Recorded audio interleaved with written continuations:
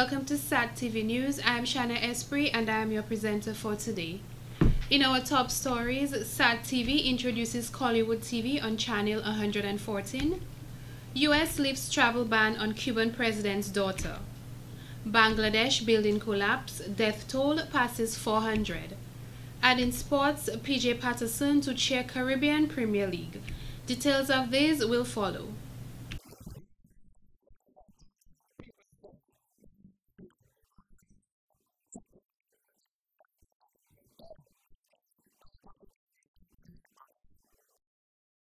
No child from 2012 onwards should be born with HIV. Even if you infected with HIV, you're still a human being. They're still living, they're still breathing, so we gotta love and respect them. Darren Sammy here endorsing the Live Up campaign.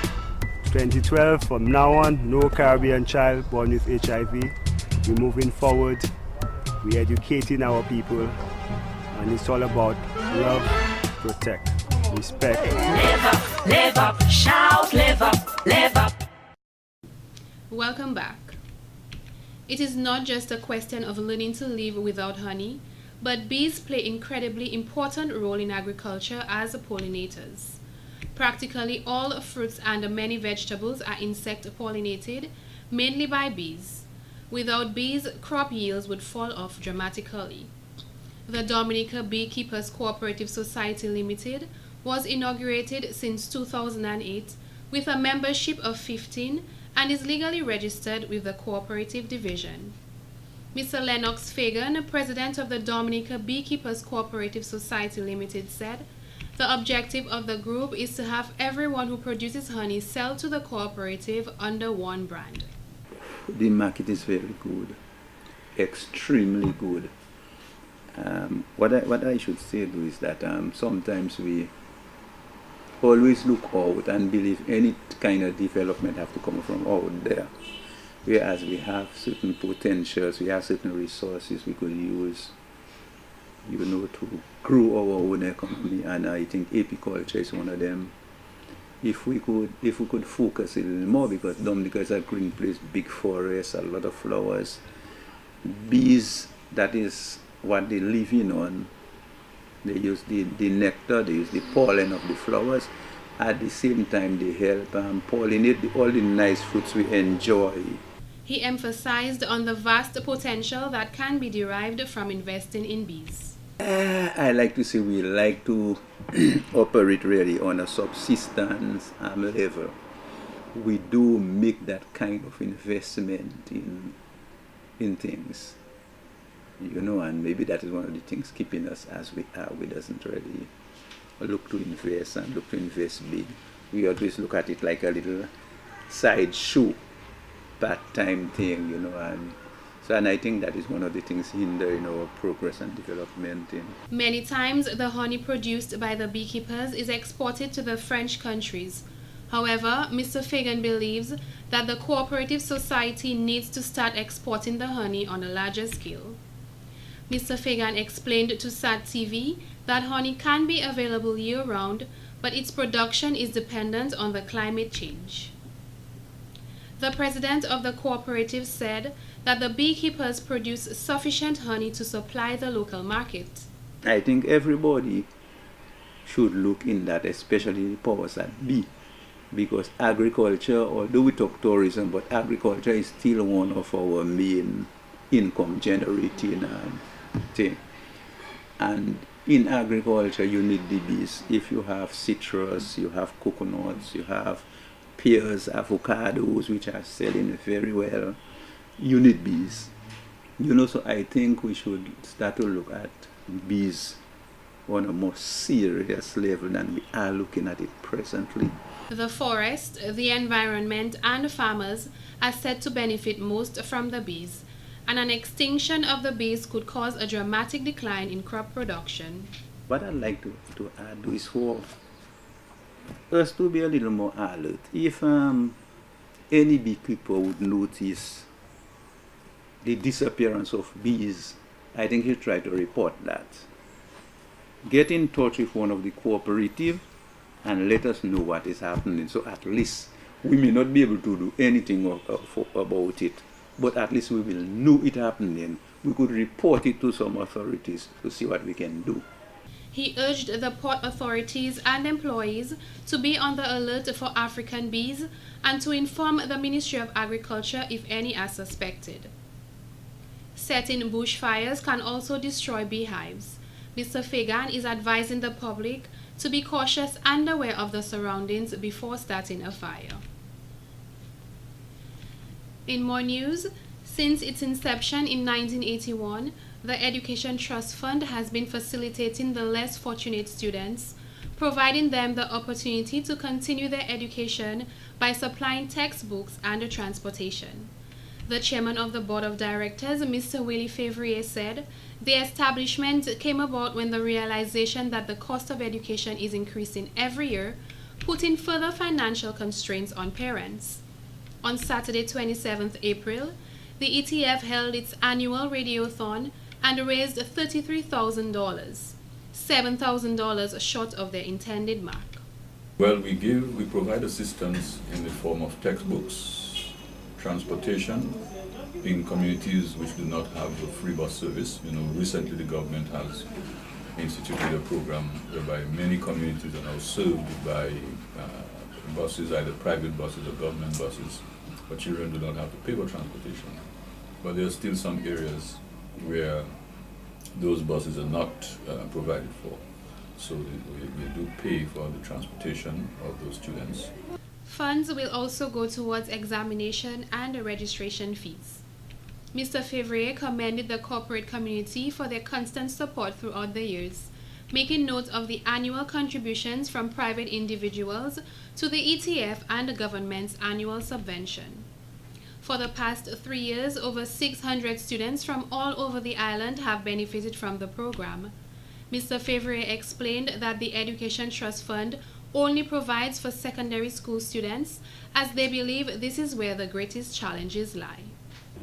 If we were to assist primary and college, I think it would be a big challenge to raise the funds to provide for all those students.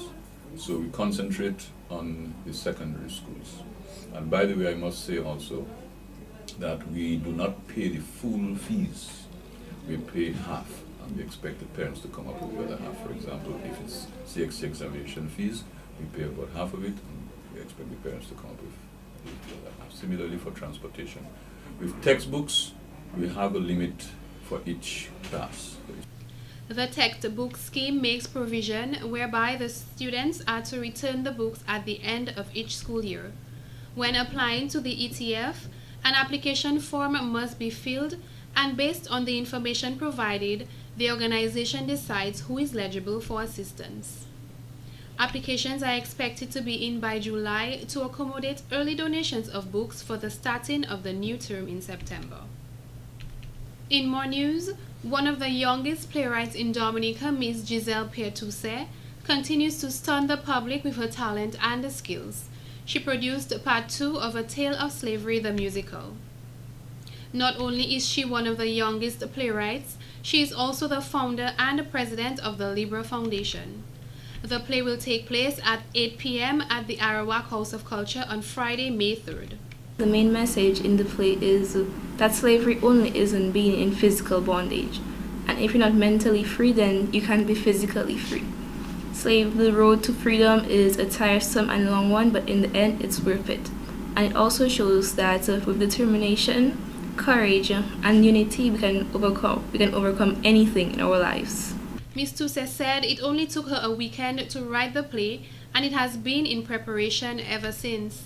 She shared with our reporter her inspiration comes from almost anything, and that she was so pleased with her previous play, A Tale of Slavery the Musical Part 1, that she wrote Part 2. The idea originated during some research she conducted on slavery. This helped her realize the truth behind slavery that is hidden in our society. Here is a clip of what transpired during A Tale of Slavery Part 1. Basically, A Tale of Slavery the Musical Part 1 was taking place on a plantation, and it was about a brother and a sister who were taken away from their family. They were split up and they were very close, so it was actually very, very difficult for them. But it showed that in the end, not everyone is truly bad, and everyone has a good side. So that actually showed through the slave masters who eventually gave them their freedom and also money which they used to purchase their mother and father's freedom. Ms. Tuse stated that the support received from both her family and the cast has been excellent. She noted that without her family, her achievements would not have been possible. My family is my foundation. Without them, I really don't know where I would stand. They're the ones who are there for me through everything. If they disagree with something, then they'll guide me along the way and tell me what way they think is best. The cast members have been truly, truly wonderful. Sometimes because of my age, it's really difficult to get the respect that everyone else gets. And I mean, they've actually been there, they've been understanding, because I'm not the best of directors. And it's been an experience for me as well as it is for them. So they've been understanding, they've been caring, and they've been actually kind of nurturing along the way. Tickets are available at Shawarma King on Old Street and at Italia's and Guiave restaurants. In more stories, the wait is over for fans and viewers of the popular Kollywood TV programs. These are now available on SAT TV's channel 114 with the purchase of the entertainment package. Chief Executive Officer of Kollywood TV, Mr. Kevin Hart, says he always wanted to see his ideas transformed into reality, and thanks to SAT Telecommunications for their assistance in doing so. In Dominica here, for years, just ask yourself this question: why isn't there a movie industry over here? Why isn't there more Dominican dramas, as in TV, sitcoms, etc.? All this now, with what we're doing with SAT Network and Kollywood, we want to enhance all that, and we want the young people now to actually look up, instead of looking at America and looking up at Denzel Washington or whatever. They can look up to their local stars. We can create stars, and when you've got a good network, a background like that, then it's no problem, and that's what we're aiming to do. And that provides employment for everybody who's involved. It revs up the industry, and that's where we're going. Managing Director of SAT Telecoms, Mr. Marlon Alexander, stated the company has always been a major supporter of local programming, local artists and entrepreneurs, and the inclusion of Kollywood further amplifies that direction. We now can move into the movie industry, into doing plays and other talented shows, sitcoms and so on and so forth. So we're thrilled in having Kollywood on board. It's on at the moment. You can come in, sign up. It's on our entertainment package. That package consists of about 14-15 channels. So you can just come in, it's part of that package, and enjoy Kollywood and a number of other channels. Mr. Alexander noted working with Kollywood highlights many positive aspects with their production of local TV shows and movies aimed at showcasing local talent. In response to critics who may argue Kollywood TV should be placed in the basic package and not the entertainment package, Mr. Alexander had this to say. Package. There has to be certain divisions in how the program is set up. We've now got a digital system, right? We've moved away from the analog, and everything cannot go in one package. It has to be subdivided. Obviously, we have a business to run. We have to pay our bills. So the programming is categorized, and in this case we categorize it as an entertainment program. So therefore it went into the entertainment package.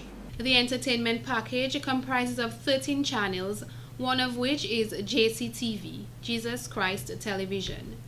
AIT is a Christian-focused adult television network owned by the Trinity Broadcasting Network and dedicated to music videos. Other channels such as Investigation Discovery, a television network owned by Discovery Communications, featuring documentary-style programming that deals with true crime subjects, including criminal investigations, forensics, and other crime-related documentaries.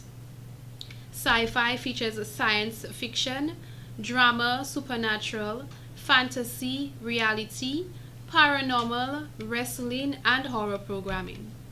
The package also includes MeTV, HSN, CBS, PR, TBS, TCC, CFT, Ion Life, Ion Plus, Ion TV, and Hollywood TV.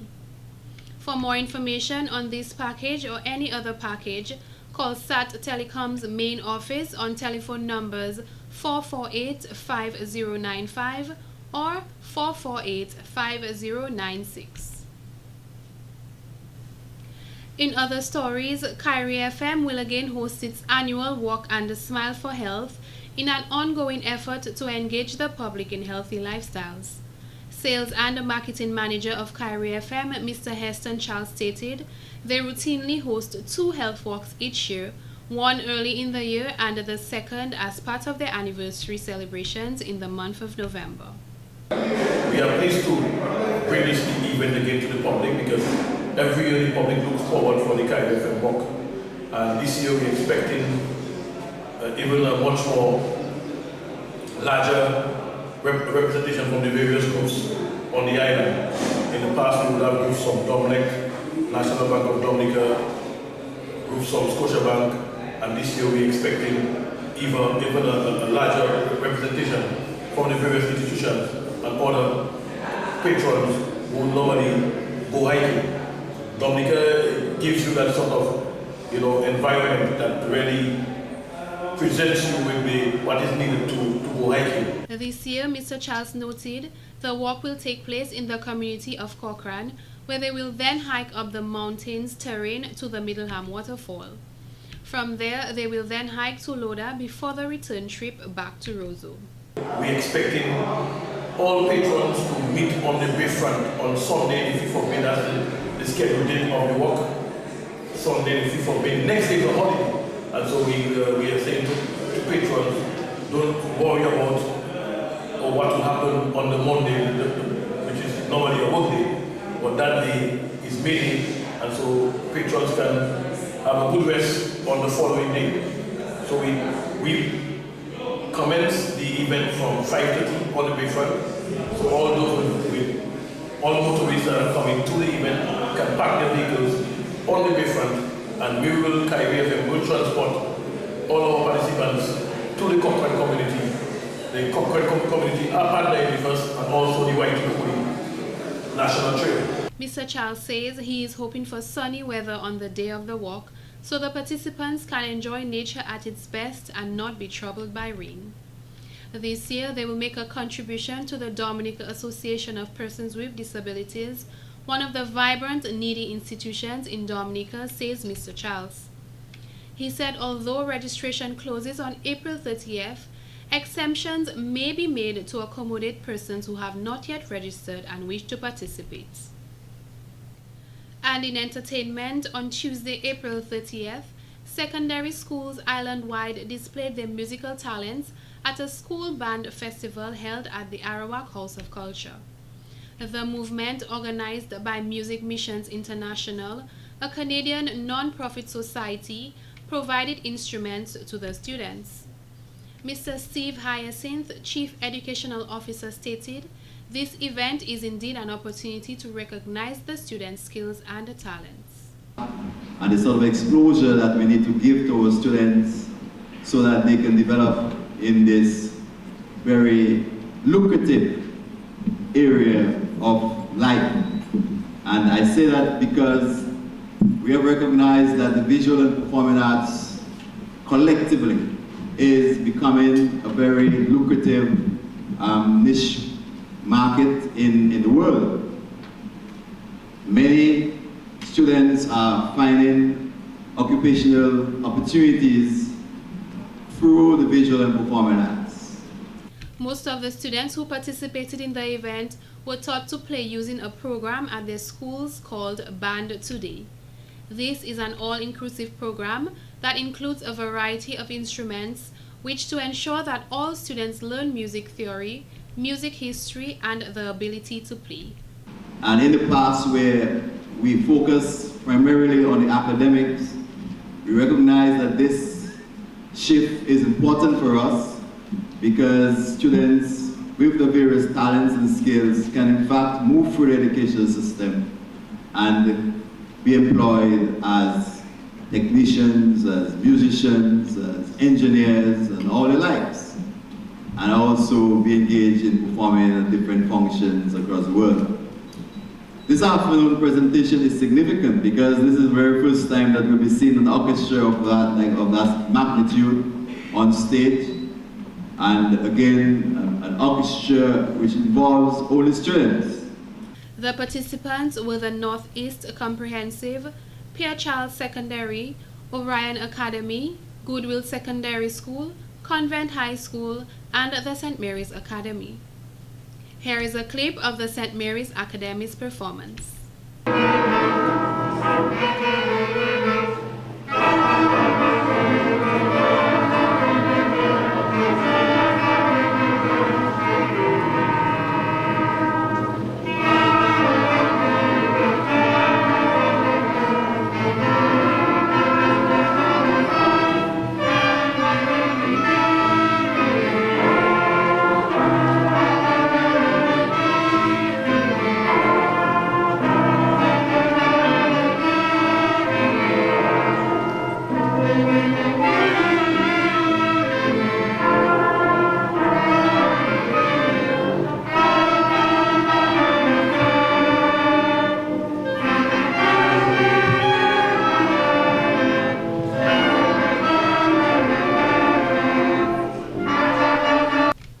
In other entertainment, 6 beautiful young ladies will vie for the title of Miss Mayfest 2013 when they grace the stage on Saturday, May 4th at the Marigot Fisheries Complex from 8 p.m.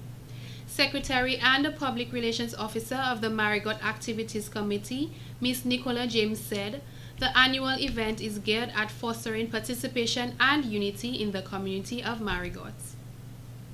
Ms. James said the pageant will benefit the young ladies and help build up their confidence while they gain greater appreciation for their communities. We hope to see unity after that show. At least they can go back into their communities and do projects, do certain things to assist the young persons in the community, because a lot of them realize that a lot of young people are going astray in terms of the things that they engage in crime and whatever. So they want to be more or less ambassadors for their community and be a role model for young children coming up today.